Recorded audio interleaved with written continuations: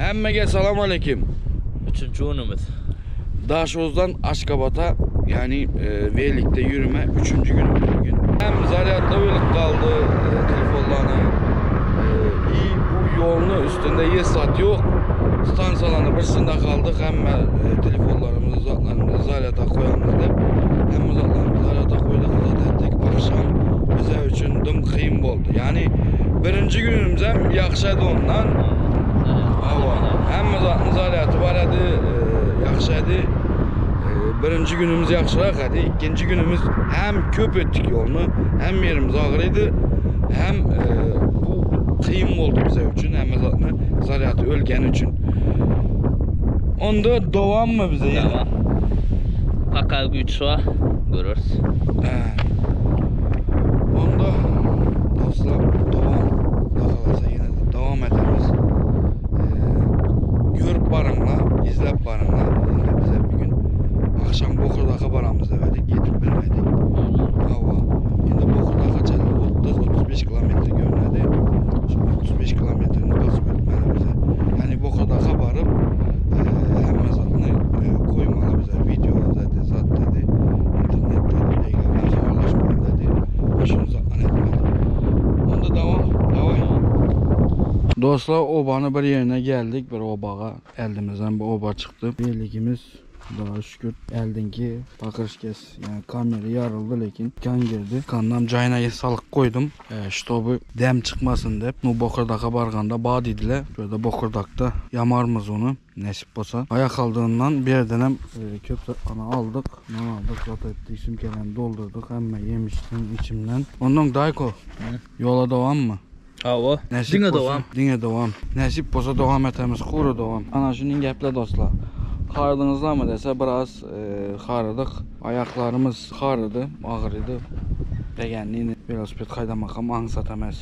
Ana şunun dostlar. Yolda bir kafe var dediler. Kafeye bararımız, yeb içerimiz, arkayın bir demalarımızdan. Sonra yine Bokurdak'a qarab devam eterimiz.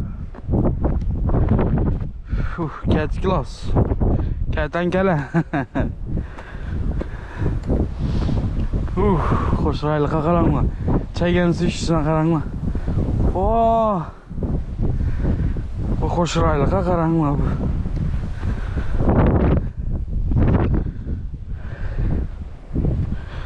bu. Oho. Ayak çüm yatır. Yukarına çıkacak manda lekin ayak çüm yatır. Ne demek ya? O aşağıda kakarımızla.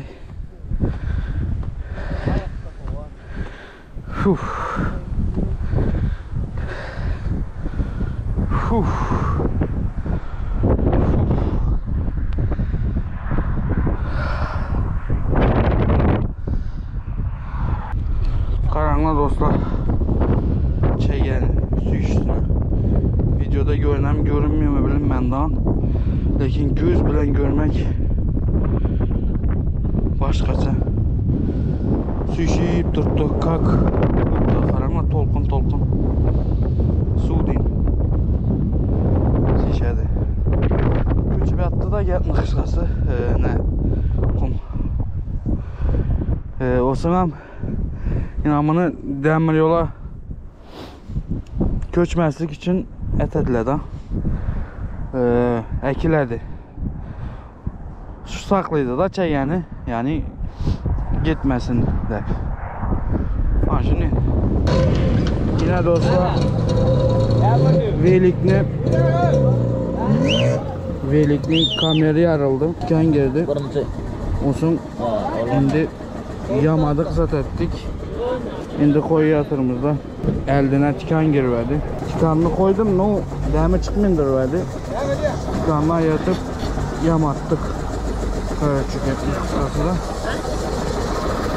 Olsun. Şimdi koyduk, daha şükür yaxşı. Devam etip bilemiz.